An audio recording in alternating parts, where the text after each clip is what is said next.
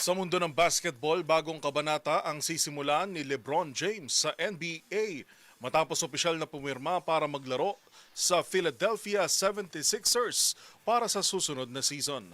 Magsusuot si James ng kanyang pamilyar na number 23 jersey habang sisikaping tulungan ang Sixers na wakasan ang mahigit 4 na dekadang paghihintay sa kampyonato. Magbabalita si Matchpoint Millie Borja.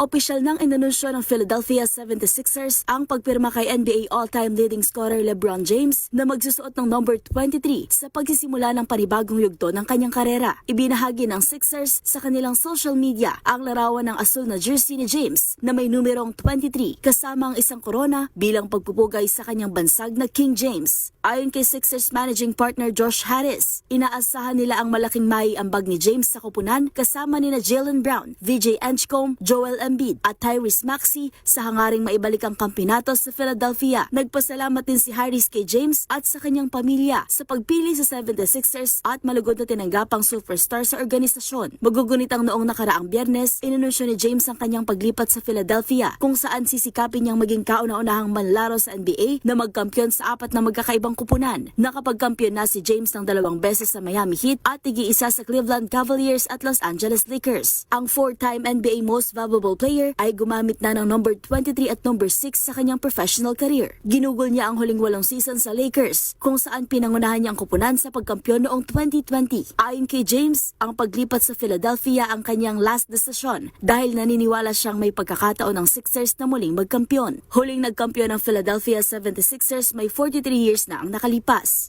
Sinabi naman ni Sixers President of Basketball Operations Mike Gansey na isa si LeBron sa pinakadakilang manlalaro sa kasaysayan ng NBA at malaki ang magiging epekto nito para sa organisasyon.